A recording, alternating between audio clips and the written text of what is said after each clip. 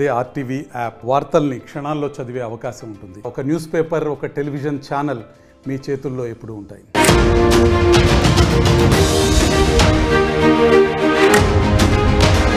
Big breaking news చూస్తున్నాం. America అధ్యక్షుడు Donald Trump double game షురూ చేశారు. పెద్దన్నలా వ్యవహరిస్తూ ఇండియా పాకిస్తాన్ మధ్య నేను సమన్వయపరిచాను, ఈ సీజ్ ఫైర్ ఒప్పందాన్ని తెరమిట్ తీసుకొచ్చానని చెప్తూనే అమెరికా స్వార్థం కోసం ఈ యుద్ధం ఆపాడన్నట్టుగా ట్రంప్ వ్యవహారం అర్థమవుతోంది. పాకిస్తాన్ని వెనకేసుకొస్తున్నాడు. పాకిస్తాన్ని వెనకేసుకొస్తూ ట్రంప్ వ్యాఖ్యలు చేస్తున్నాడు. కొంత ఆయన యొక్క వ్యాఖ్యలు అనుమానంగా, హాస్యాస్పదంగా కూడా ఉన్నాయి. ఉగ్రవాద పాకిస్తాన్కి దాదాపుగా 10,000 కోట్ల రూపాయల అప్పిచ్చాడు. ఆ తర్వాత ఇండియా పాకిస్తాన్ సమానం, సొంత లాభం చూసుకుంటున్నాడు ట్రంప్ అని రెండు కూడా సమానం అనేటువంటి ఒక మాట కూడా ఇండైరెక్ట్ గా మాట్లాడుతున్నాడు. ఆయన రీసెంట్ గా ఒక ట్వీట్ కూడా చేశారు. ఆయన I'm very proud of the strong and unwaveringly powerful leadership of India and Pakistan for having the strength, wisdom and forfeited to fully know understand that it was time to stop the current aggression that could have led to the death and destruction to so many and so much. ఆయన ఏమంటారు తెలుసా, ఇరు దేశాల మధ్య సమన్వయం కుదుర్చడం కోసం నేను ఒక లీడర్షిప్ బాధ్యతలు తీసుకున్నాను. అక్కడ ఎటువంటి డిస్ట్రాక్షన్ జరగకుండా, ప్రజలు మరణించకుండా, చాలా ప్రాణాలు పోకుండా నేను మధ్యవర్తిత్వం వహించాను. Millions of good and innocent people could have died. ఒకవేళ నేను కనుక ఆపకపోయి ఉంటే కొన్ని మిలియన్స్ ఆఫ్ పీపుల్, మంచి ప్రజలు చనిపోయే వాళ్ళు అని చెప్తున్నాడు ఆయన. Your legacy is greatly enhanced and so much. ఇక్కడ your legacy is greatly enhanced by your brave actions. I'm proud that USA was able to help you arrive at this historic and heroic decision. So USA మిమ్మల్ని ఈ స్థాయిలోకి తీసుకురావడం కోసం, మిమ్మల్ని ఇద్దరి మధ్య సమన్వయం కుదిర్చడం కోసం చాలా ప్రౌడ్గా ఉందంటున్నారు ఆయన. While not even discussed I'm going to increase trade substantially with both these great nations. రెండు దేశాలని సమానంగా చూస్తున్నాడు. పాపిస్టి పాకిస్తానీలతో భారతదేశాన్ని పోలుస్తున్నాడు ఆయన. ఇరు దేశాలతో ట్రేడ్ సత్సంబంధాన్ని కొనసాగిస్తాను, ఇరు దేశాలతో నేను మంచి అభివృద్ధి పదంలోకి తీసుకెళ్తాను అంటే ఆయన ఏం చెప్తున్నాడంటే, వీళ్ళకి ఏం తెలియదుగా, నేనేం చెప్తానే వినాలే, నేను మొత్తం ప్రపంచ దేశాల్లోకి వెళ్ళా పెద్ద దేవుడిని నేనే, దయ్యాన్ని నేనే, అన్ని నేనేం చెప్తాను నడవాలన్నట్టుగా ఆయన బహుశా ఆ అర్థం వచ్చే రకంగానే మాట్లాడుతున్నాడు. ఇక్కడ హాస్యాస్పదమైన విషయం ఏంటి తెలుసా, I will work with you both to see if after 1000 years, కొన్ని 1000 ఏళ్ల తర్వాత అయినా a solution can be arrived at concerning Kashmir. 1000 ఏళ్ల తర్వాత అయినా కూడా మీ ఇద్దరి మధ్య గొడవలు ఈ రకంగానే ఉంటే నేను దాన్ని తీర్చడం కోసం సిద్ధంగా ఉన్నాను. కాశ్మీర్కి ఇంకా 1000 ఏళ్ల పాటుగా మీరు కొట్టక చావండి, మీరు గొడవ పడండి. పాకిస్తాన్ భారత్ పైన ఎన్ని బాంబులు వేసినా, ఎన్నిసార్లు కాశ్మీర్ కోసం పిచ్చిగా ప్రయత్నం చేసినా, దాడులు చేసినా, మన జవాన్లను హతమార్చినా కూడా, కాశ్మీర్ పైన ఎన్ని రకాలుగా దుర్మార్గంగా పాకిస్తాన్ ప్రయత్నం చేసినా, భారత్ పైన దాడులు చేసినా, టెర్రరిస్ట్ కంట్రీగా నేను వాళ్ళకి అప్పులు ఇస్తూనే ఉంటాను. వాళ్ళకి గతంలో మాదిరిగా మళ్ళీ వాళ్ళ డబ్బులు నాకు ఇచ్చి వాళ్ళ యొక్క ఆస్తులను నాకు కూడబెడితే, నాకు మార్టిగేజ్ చేస్తే వాళ్ళకు నేను వెపన్స్ ఇస్తూనే ఉంటాను. ఆ వెపన్స్తో భారత్పై దాడి చేస్తాను. అన్ని దాడి అయిపోయిన తర్వాత మోడీ నా దోస్తు, మోడీ నా ఫ్రెండ్, భారతదేశ ప్రజలు చాలా మంచి వాళ్ళు ఇలా చెప్పి మళ్ళీ అంటే ఇరు దేశాల మధ్య కొట్లాటలో గోడ మీద పిల్ల కూర్చొని ఏదో రకంగా స్వలాభం పొందే ప్రయత్నం లాగానే ట్రంప్ ప్రయత్నిస్తున్నట్టుగా అర్థమవుతోంది. ట్రంప్ మరోసారి ఆయన యొక్క దుస్సాహసాన్ని, ఆయనకున్నటువంటి ఆ దురాలోచనని, ఇరు దేశాల మధ్య గొడవ సందర్భంలో ఆయన కావాలనే ఇరు దేశాలని కంపేర్ చేస్తూ ఒక పాపిస్టి పాకిస్తానీతో, ఉగ్రవాద దేశంతో భారత్ని పోల్చడం నిజంగా ఒక భారతీయుడిగా నాకైతే అవమానంగా ఉంది ట్రంప్ ఈ రకంగా చెప్పడం పట్ల. God bless the leadership of India and Pakistan on job well done అంట. సో 1000 ఏళ్ల పాటుగా మీరు ఇద్దరు గొడవ పెట్టుకుంటూనే ఉండండి. ఆ గొడవకు సంబంధించి నేను పాకిస్తాన్కి అప్పిస్తాను, పాకిస్తాన్కి డబ్బులు సమకూరుస్తాను, పాకిస్తాన్కి ఆయుధాలు పంపిస్తాను, భారత్ నా మంచి దోస్తు అంటాను, భారత ప్రజలు మంచోళ్ళు అంటాను. ఆ తర్వాత ఇద్దరు గొడవ పెట్టుకుంటుంటే నేను మధ్యలో వచ్చి పెద్దన్న పాత్ర పోషించి ఏదో రకంగా నా స్వలాభాన్ని నేను పొందుతానంటుగా ఆయన మాట్లాడుతున్నాడు. ఎస్, మా ప్రతినిధి రామ్దాస్ సిద్ధంగా ఉన్నారు. రామ్దాస్, సో ట్రంప్ వ్యాఖ్య ఎలా చూడాలి, ట్రంప్ ఈ ట్వీట్ చేస్తున్నటువంటి ఈ విషయం ఎలా ఆలోచించాలి అంటే, 1000 ఏళ్ల పాటుగా మీరు గొడవ పెట్టుకున్నా దాన్ని సమర్థవంతంగా తీర్చడం కోసం, ఒక సొల్యూషన్ తీసుకోవడం కోసం నేను ప్రయత్నం చేస్తాను అంటుగా మాట్లాడుకొస్తున్నారు ఆయన. నిన్న కూడా సీజ్ ఫైర్ ఒప్పందానికి సంబంధించింది కూడా సీజ్ ఫైర్ విషయం పైన ముందుగా మన భారత ప్రభుత్వం ప్రకటించక మునుపే ఆయన తనంతట తానే నేనే ఒక ప్రపంచ దేశాల్లోకి వెళ్ళా అగ్రజుడిని, నన్ను మించిన వాళ్ళు ఎవరు లేరు, నేనే ఈ యొక్క ఒప్పందాన్ని కుదుర్చన్నట్టుగా ఆయన ముందుగా అనౌన్స్ చేశారు. ఎలా చూడాలి ట్రంప్ పద్ధతి? పాకిస్తాన్కి సపోర్ట్ చేస్తున్నట్టుగానే కనబడుతోంది. మనకి సిమ్లా ఒప్పందం ద్వారా మనం చేసుకుంది ఏంటంటే పాకిస్తాన్తో ఇరు దేశాలు మాత్రమే ద్వైపాక్షిక ఒప్పందం ద్వారా చేసుకున్న ట్రీటీ. అది ఇతర దేశాలు మనకు ఇన్వాల్వ్ కావద్దు. ఇక్కడ ఏ సమస్య వచ్చినా ఇరు దేశాలు పరిష్కరించుకోవాలనేది సిమ్లా ట్రీటీ. కానీ పాకిస్తాన్ ఆ సిమ్లా ట్రీటీని ఇప్పుడు పక్కన పెట్టింది. దీంతో ఇన్ని రోజుల తర్వాత, కొన్ని దశాబ్దాల తర్వాత ఈ గొడవలో ఇప్పుడు అమెరికా ఇన్వాల్వ్ అయిన పరిస్థితి. అమెరికా వాస్తవానికి భారత్ పాకిస్తాన్ మధ్య ఉద్రిక్తల నేపథ్యంలో అంతకుముందు ఇచ్చిన స్టేట్మెంట్ ఏంటంటే మేము పట్టించుకోమంటూ జేడీ వాన్స్ కూడా చెప్పాడు. అది వాళ్ళిద్దరి మధ్య సమస్య అన్నట్టుగా మాట్లాడారు. కానీ ఇక్కడ మార్క్ రూబియో ఎంటర్ అయ్యాడు, అమెరికా విదేశాంగ కార్యదర్శి. సౌత్ ఏషియాలో ఉద్రిక్తతలు పెరుగుతున్నాయి, పరిస్థితులు దారుణంగా మారే అవకాశం ఉంది కాబట్టి భారత్ లాంటి దేశంతో అనవసరంగా మీరు కయ్యానికి కాల్తువద్దంటూ అటు పాకిస్తాన్ కు ఇటు భారత్ కు మధ్యవర్తిత్వం వహించి డొనాల్డ్ ట్రంప్ సూచన మేరకు ఆయన ఈ రెండు దేశాల మధ్య అయోధ్య కుదిర్చామని చెప్పారు. అంతలోనే వాళ్ళే మనకంటే ముందుగాల వాళ్ళే డొనాల్డ్ ట్రంప్ స్వయంగా నేను ఇరు దేశాల మధ్య ఒక నైట్ అంతా మేమంతా కష్టపడి మాట్లాడాం, ఇరు దేశాలు కూడా వివేకం విచక్షణ కామన్ సెన్స్ యూజ్ చేసి ఒప్పుకున్నాయి. సో పూర్తి స్థాయి ఫుల్ అండ్ సీజ్ ఫైర్ అంటూ full and immediate cease fire అంటూ ఆయన ఒక ట్వీట్ కూడా చేశాడు. సో అదంతా అంటే ముందే డొనాల్డ్ ట్రంప్ ఇరు దేశాల కంటే ముందే ఆయన ట్వీట్ చేశాడు. ఈవెన్ పాకిస్తాన్ తర్వాత కూడా కేవలం ట్వీట్ తోనే సరిపెట్టింది. కానీ భారతదేశం ఈ అంశాన్ని మన చిత్తశుద్ధిని చాటుకునేందుకు ఏకంగా మన విదేశాంగ కార్యదర్శి ఒక ఏఎఫ్ఎస్ ఆఫీసర్ విక్రమ్ మిస్త్రీ ఆయన స్వయంగా బ్రీఫింగ్ చేశాడు, ప్రపంచానికి అంతటి తెలియజెప్పాడు. ఇక్కడ ఇది మన చిత్తశుద్ధి, మనం స్వయంగా ప్రెస్ మీట్ ద్వారా చెప్పారు. సో ఆ రకంగా ఇప్పుడు అంటే ట్రంప్ ఇక్కడ అనుసరిస్తున్న విధానం మనకు చాలా స్పష్టమవుతుంది. ముఖ్యంగా ఒక విషయం మనం గుర్తుపెట్టుకోవాలి, అమెరికా రక్షణ మంత్రి క్వాజా ఒక అంతర్జాతీయ మీడియా సంస్థతో మాట్లాడాడు, స్కై న్యూస్ తో. మాట్లాడినప్పుడు ఆ యాంకర్ అడిగిన ప్రశ్నకి 30 ఏళ్లుగా పాశ్చాత్య దేశాలు కానీ అమెరికా కానీ మమ్మల్ని వాడుకుంటున్నాయి, భారత్ పై దాడికి మమ్మల్ని వాడుకుంటున్నాయి, మాతో ఇలాంటి చెత్త పనులు చేస్తున్నాయని క్వాజా ఏదైతే అడ్మిట్ అయ్యాడో ఒప్పుకున్నాడో అది ఇప్పుడు అక్షరాల నిజం అనిపిస్తుంది. మరొకసారి పాకిస్తాన్ అమెరికా సపోర్ట్ ఎలా చూడాలి? అమెరికా మొన్న ఐఎంఎఫ్ నిధులను విడుదల చేసింది, భారత్ దాన్ని తప్పుపట్టింది. ఐఎంఎఫ్ విడుదల చేసిన నిధులతోని అక్కడ ఉగ్రవాదాన్ని పెంచి పోషిస్తోంది, ఆయుధాలను కొంటోంది, భారత్ పై దాడి చేస్తోంది. ఉగ్రవాద దేశంగా దాన్ని మనం చూడాల్సిన అవసరం ఉందని చెప్పి భారత్ కొట్టిపారేసినా కూడా వినకుండా ఐఎంఎఫ్ నిధులు విడుదల చేశారు. ఇప్పుడు రెండు దేశాలను పోల్చి చూస్తున్నారు, రెండు దేశాల యొక్క లీడర్షిప్ ని పొగుడుతున్నారు. ఆయన అటువైపుగా ఆయన డబ్బులు ఇస్తున్నారు. గతంలో మనం చూసాం కార్గిల్ వార్ సమయంలో కూడా అమెరికా పాకిస్తాన్ నిలబడింది, పాకిస్తాన్కి సపోర్ట్గా నిలబడి వెపన్స్ సప్లై చేసింది. ఇప్పుడు కూడా ఒక రకంగా పాకిస్తాన్ వైపున జాలి చూపిస్తోంది, భారత్ వైపుగా కొంత కంట్రోల్లో ఉండని చెప్తోంది. అంటే ట్రంప్ విధానం అర్థం కావడం లేదు, చాలా క్లియర్గా ఆయన పాకిస్తాన్కి సపోర్ట్ చేస్తున్నారని ఒక అనుమానం అయితే వ్యక్తమవుతోంది. సో పాకిస్తాన్కి ట్రంప్ ఎందుకు మద్దతుగా నిలబడుతున్నట్టుగా భావించాలి?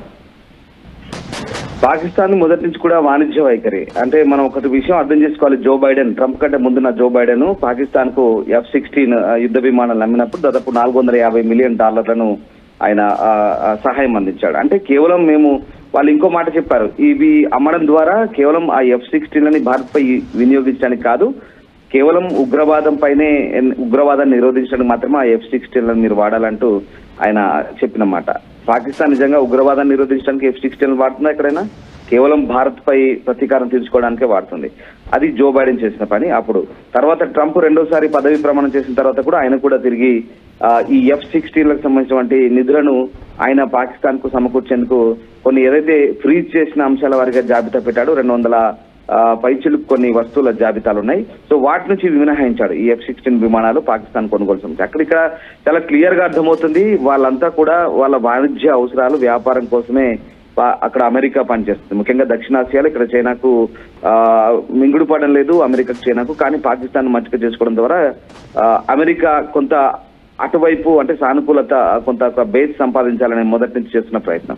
సో ఇప్పుడు మీరు అంటున్నట్టుగా IMF విషయానికి వద్దాం. నిజంగా ఈ పాశ్చాత్య దేశాలు, నేను ఇందాక అదే చెప్పాను, క్వాజా చేస్తున్న కామెంట్ కూడా అక్షరాల సత్యం. అది 30 ఏళ్ల నుంచి పాశ్చాత్య దేశాలు అమెరికాతో సహా అన్ని దేశాలు కూడా భారత్ పైకి ఏ రకంగా పాకిస్తాన్ ఉసుగెళ్తున్నా మనకు ఇక్కడ క్లియర్ గా అర్థమవుతుంది. అసలు పాకిస్తాన్ కు బెయిల్అవుట్ ప్యాకేజ్ ఇవ్వద్దంటూ మనము మొదటి నుంచి కూడా IMF దగ్గర గత 15 రోజులుగా వాదిస్తున్న పరిస్థితి. కానీ నిన్న జరిగింది దానికి చాలా విరుద్ధం. ఎందుకంటే పాశ్చాత్య దేశాలు కూడా 2 నాలుకల దూరంతో ఏ రకంగా వ్యవహరిస్తున్నాయో మనకు చాలా క్లియర్ గా అర్థమవుతుంది. ఎందుకంటే రష్యా ఉక్రెయిన్ యుద్ధ సమయంలో ఈ పాశ్చాత్య దేశాలు రష్యాకు 10,000కు పైగా ఆంక్షలు విధించిన పరిస్థితి. అలాగే రష్యాకు చెందినటువంటి 2,40,000 కోట్ల రూపాయల డబ్బును కూడా ఫ్రీజ్ చేశారు. అక్కడితో ఆగకుండా స్విఫ్ట్ ఖాతాలను కూడా నిలిపివేశారు. అనేక దేశాల సంస్థలు కూడా రష్యాలో తమ వ్యాపార కార్యక్రమాలను కూడా నిలిపివేసేలా ప్లాన్ చేస్తాయి. ఆ సమయంలో యూరోపియన్ యూనియన్ దేశాలు అత్యవసరంగా స్పందించి అన్ని చర్యలు చేపట్టిన పరిస్థితి. సో ఆ రకంగా అది కానీ ఇక్కడ ఇవే దేశాలు ఇండియా పాకిస్తాన్ విషయాలు మాత్రం భిన్నంగా ఉన్నాయి. రుణాలను అందించే విషయంలో తమకున్న పవర్స్ అన్ని కూడా ఉపయోగించి ఐఎంఎఫ్ నుంచి పాకిస్తాన్ కు దాదాపు ఇప్పుడు $1 బిలియన్ అంటే దాదాపుగా 8,000 కోట్లు అనుకుందాం, అంటే 7,800 కోట్ల పైగా ఉంటుంది సుమారుగా. సరే 8,000 కోట్ల సాయం అందజేస్తాయి ఈ పాశ్చాత్య దేశాలను కూడా. అయితే ఈ కుటీల ద్వంద్వ నీతిపైనే భారతదేశంలో ఇప్పుడు చర్చ సాగుతుంది. ప్రస్తుతం పాకిస్తాన్ కు డబ్బులు ఇప్పించేందుకు ఈవెన్ అమెరికా కాదు, France, Germany, UK, China, America ఇవన్నీ కూడా తమ ఓటింగ్ పవర్ ద్వారా పరోక్షంగా సహాయం చేయడాన్ని ఇక్కడ మనం ఆలోచించాల్సిన అంశం. ఎందుకంటే ఈ కోటా విధానం కింద ఆర్థిక వ్యవస్థ ఆధారంగా ఈ ఓటింగ్ రైట్స్ ఇవ్వబడతాయి. వాస్తవానికి ఐఎంఎఫ్ లో మెజార్టీ కోటా మనం ఇందాక చెప్పుకున్న దేశాలు, ఈ అగ్ర దేశాలన్నీ కూడా అవన్నీ కూడా ఓటింగ్ రైట్ ద్వారా ఇప్పుడు పాకిస్తాన్ కు ఆర్థిక సాయం అందించేందుకు కష్టపడుతున్నాయి. మనం ఒకటే మొత్తుకుంటున్నాం, డబ్బులు ఇవ్వకుండా మొర్రో వాడు ఉగ్రవాదానికి మళ్లిస్తున్నాడని మనం ఎంత చెప్పినా కూడా వాళ్ళు తిరిగి ఐఎంఎఫ్ ద్వారా వానికి నిధులు వచ్చే ప్రయత్నం చేశారు. సో వాస్తవానికి భారత్, చైనా, అమెరికా కంటే వెనుకన అభివృద్ధి చెందిన దేశంగా ఉండడంతో కేవలం మనం 2.7% ఓటింగ్ పవర్ కలిగి ఉన్నాం. సో కానీ అమెరికా అత్యధికంగా 17% ఓటింగ్ పవర్ హోల్డ్ చేస్తుంది ఐఎంఎఫ్ లో. సో ఆ రకంగా ఒకే పరిస్థితి ఉన్నప్పటికీ రష్యా విషయంలో ఒకలా, పాకిస్తాన్ విషయంలో మరలా ఈ పాశ్చాత్య దేశాలు వ్యవహరిస్తున్నాయి. సో వాటి నిజాయితీ ఏంటనేది, వాటి క్రెడిబిలిటీ ఏంటని మనకి అర్థమవుతుంది. పైగా తమ దాకా వస్తే ఒక ధోరణి, వేరే దేశాల విషయంలో మరొక ధోరణి అన్నట్టుగా స్పందిస్తున్న పరిస్థితి కనబడుతుంది. సరే, ఇప్పుడు పాకిస్తాన్ కు 8,000 కోట్లు ఇచ్చిన ఎన్ని రోజులు అవి ఉపయోగపడతాయని ఒకసారి మనం సోషల్ మీడియాలో మేము చూస్తే కూడా 10 రోజులకు కూడా సరిపోవు అనేది అందరికీ తెలిసిన విషయం. ఇదే విషయం ఇప్పుడు నెట్టింట కూడా మీమ్స్ రూపంలో వైరల్ అవుతున్నాయి. సో ఆ రకంగా పాకిస్తాన్ కు తాజాగా ఆర్థిక సాయం చేయడం ద్వారా ఐఎంఎఫ్ దానికి అత్యవసర సాయం కింద ఈ 8,000 కోట్ల రుణం ఇవ్వడం భారత్ ఎంత వ్యతిరేకిస్తున్నప్పటికీ పాకిస్తాన్ ఆర్థిక వ్యవస్థ మెరుగుపడబోతుంది. టాపిక్ మాట్లాడుతుంటే డొనాల్డ్ ట్రంప్ ఈ ట్వీట్ ద్వారా ఏం చెప్పాలనుకుంటున్నారు? 1000 ఏళ్ల పాటుగా ఇంకా ఇండియా, పాకిస్తాన్, కాశ్మీర్ కోసం పోరాడాల్సిందే, మీరిద్దరు కొట్టుకచ్చావండి అన్నట్టుగానే పెట్టారు ఆయన. 1000 ఏళ్ల తర్వాత అయినా సరే దీనికి ఒక సొల్యూషన్ నేను తీసుకొస్తాను అనే రకంగా మాట్లాడుతున్నారంటే ఇప్పట్లో ఈ సొల్యూషన్ రాకూడదు అనే రకంగా ఆలోచన చేస్తున్నారా? ప్రధానంగా మనం పోరాడేది ఒకటే, ఉగ్రవాదులు మరోసారి భారత్ వైపుగా వచ్చి దాడులు చేయకూడదు. అట్ ది సేమ్ టైం మన భారతీయ లక్ష్యం కూడా పీఓకేని మనం స్వాధీనపరచుకోవాలి లక్ష్యంతో ముందుకు వెళ్తున్నాము. ప్రజెంట్ మనం దాడి చేస్తుంది కూడా ఉగ్రవాదులపైనే, అక్కడ సామాన్య సివిలియన్స్ పైన కాదు. కానీ పాకిస్తాన్ మన సివిలియన్స్ ని టార్గెట్ చేసింది, చాలా మంది సివిలియన్స్ ని నేలమట్టం చేసింది, అక్కడ జవాన్లని హతమార్చింది.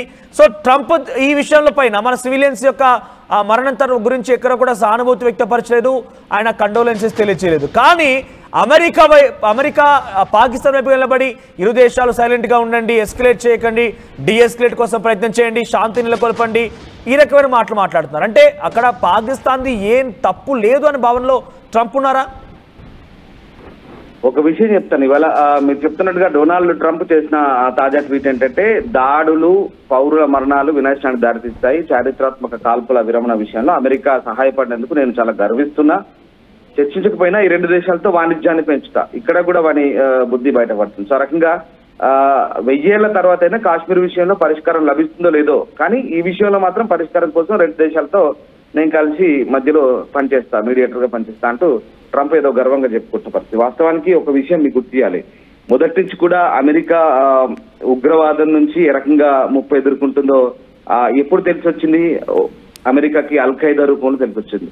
వరల్డ్ ట్రేడ్ సెంటర్ ను కూల్చివేయడం తర్వాత అమెరికాకి ఆ దేశ పౌరుల్ని దాదాపు 3,000 మందికి పైగా కోల్పోయిన తర్వాత అసలు ఉగ్రవాదం అంటే ఏంది, ఏ రకంగా పెంచి పోషిస్తుంది ఈ కొన్ని దేశాలన్నిటి అప్పుడు అమెరికాకి తెలిసి వచ్చింది. అప్పుడు ఒసామా బిన్ లాడెన్ టార్గెట్ చేసి పాకిస్తాన్ భూభాగంలోని అబోటాబాద్ లోకి వెళ్లి 2011లో American navy seals bin Laden ను మట్టు పెట్టినాయి అబోటాబాద్ లో, ఇస్లామాబాద్ దగ్గర.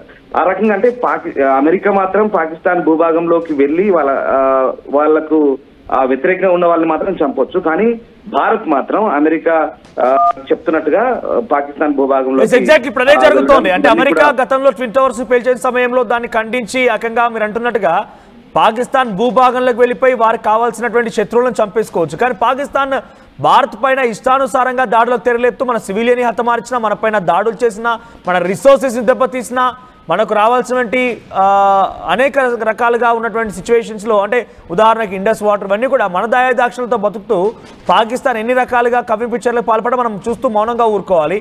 ట్రంప్ చెప్పారు కానీ సైలెంట్గా ఉండాలా. ఇప్పుడైనా ఇరు దేశాలతో నేను మళ్ళీ ట్రేడ్ చేస్తానంటున్నారు. అంటే దాని నుంచి ఇద్దరిని కంపేర్ చేస్తూ, ఇద్దరిని సేమ్ సరిసమానంగా పోలుస్తూ పాకిస్తాన్తో భారతదేశాన్ని పోలుస్తూ ట్వీట్ చేశారు ఆయన. ఎలా చూడాలి దీన్ని?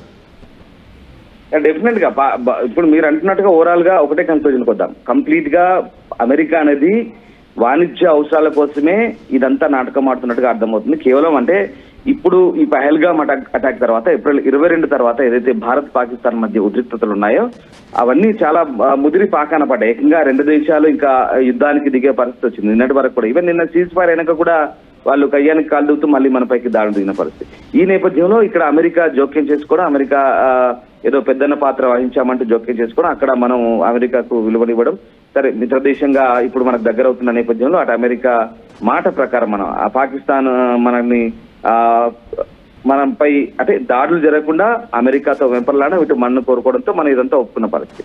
ఇక్కడ మనం మూడో దేశానికి విలువనిచ్చి ఇక్కడ మనం కాస్త సైలెంట్ అయిన పరిస్థితి. కానీ అమెరికా మాత్రం ఎట్టి పరిస్థితిలో అక్కడ వాణిజ్య అవసరాలు, వాణిజ్య ఒప్పందాలే లక్ష్యంగా అక్కడ వాళ్ళు పనిచేస్తున్నట్టుగా అర్థమవుతుంది. ప్రధానంగా ఇటు పాకిస్తాన్ ను అటు భారత్ ను రెండు దిక్కులా రెండు దేశాలతో వాణిజ్యమే ముఖ్య లక్ష్యంగా ఇక్కడ అమెరికా పనిచేస్తున్నట్టు మనకు అర్థమవుతుంది. మొదటి నుంచి కూడా నేను మళ్ళీ అదే చెప్తాను, వెరీ క్లియర్. ఆ దేశానికి చెందిన రక్షణ మంత్రి చాలా స్పష్టంగా చెప్పాడు, పాకిస్తాన్ ను వాడుకుంటున్నాయని చెప్తున్నారు. అది మాత్రం పక్కా నిజంగా మనకి ఇక్కడ అర్థమవుతుంది. పాకిస్తాన్ ను కేవలం ఇక్కడ అవసరంగా వాడుకుంటుంది. పాకిస్తాన్ ను మచ్చిక చేసుకోవడం ద్వారా చైనా విషయంలో కొంత ఎప్పుడైనా భవిష్యత్తులో అవసరమైతే పాకిస్తాన్ భూభాగాన్ని వాడుకోవడానికో చైనాపై ఏదైనా అటాక్ చేయడానిక లేదా చైనాను ఛాలెంజ్ చేయడానిక అమెరికా ఆలోచిస్తుంది తప్పించి ఇక్కడ వేరే ఇతరత్ర ఏం లేదు.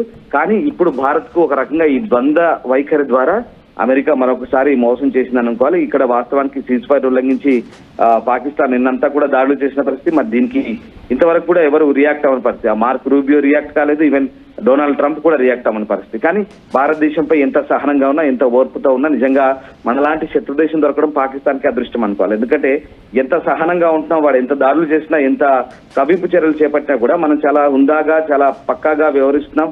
ఎక్కడ మనం సహనం కోల్పోవట్లేదు. మనం అనుకుంటే కూడా వాళ్ళలాగా మనం స్టేట్మెంట్ ఇవ్వచ్చు. మనం అనుకుంటే కూడా లేపేస్తాం, లేకుంటే అది చేస్తాం ఇది చేస్తాం అంటూ గంటలో చేస్తాం, ఈ పని స్మాష్ చేస్తామంటే ఎన్నో స్టేట్మెంట్ ఇవ్వచ్చు. కానీ మనం ఎంతో సమయంతో వ్యవహరిస్తున్న పరిస్థితి.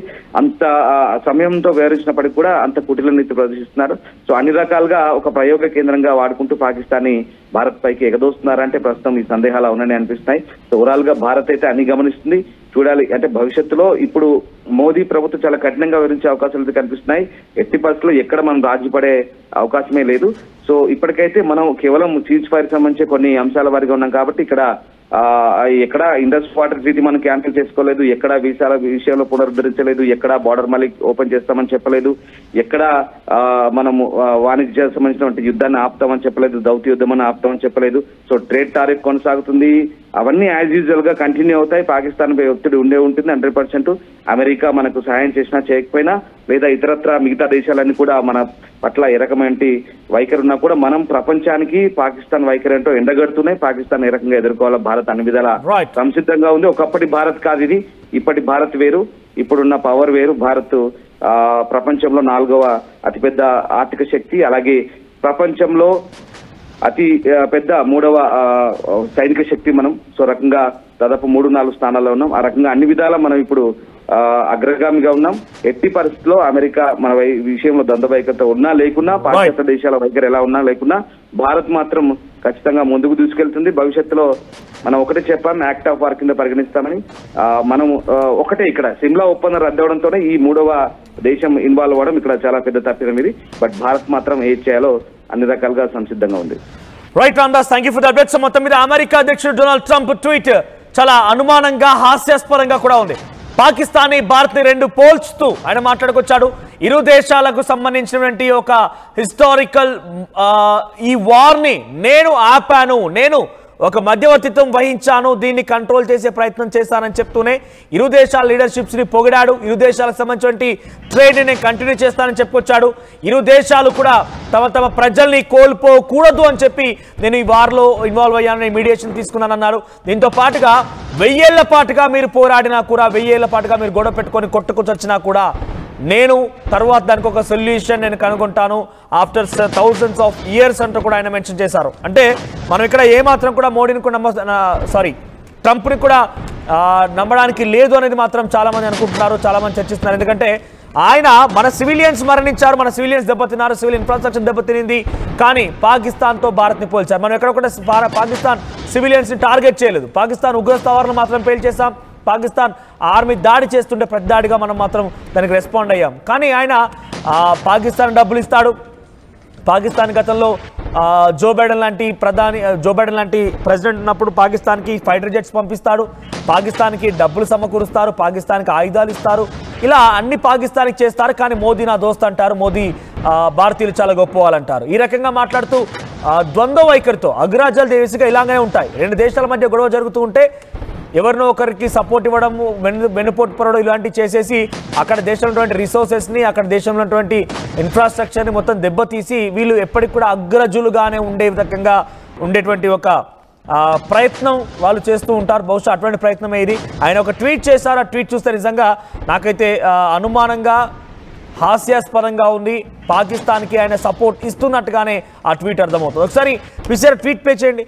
సో ట్వీట్లో చూస్తుంటే నిజంగా ఆయన thousands of times 1000 years later also I'll make a concern about Kashmir issue అంటున్నారు ఆయన. Very proud of strong and unwaveringly powerful leadership of India and Pakistan for having the strength, wisdom and forfeited to fully know and understand that it was time to stop the current aggression. So చివరిగా ఒకసారి చూడండి, చివరి lines లో మీకు కనబడుతుంది కదా, I will work with you both to see if after 1000 years a solution can be arrived at concerning Kashmir. కనీసం 1000 ఏళ్ల తర్వాత అయినా కూడా దీనికి ఒక పరిష్కార మార్గం వెతకాలంటే అది నేనే అన్న రకంగా ఉంటుంది, ఒక అహంకార పూరితంగా ఆయన మాట్లాడుతున్నట్టుగా అర్థమవుతోంది. సో మీకేమర్థమైంది డొనాల్డ్ ట్రంప్ ట్వీట్, మీరు ఎలా చూస్తారు? మీ అభిప్రాయాన్ని కామెంట్ చేయండి.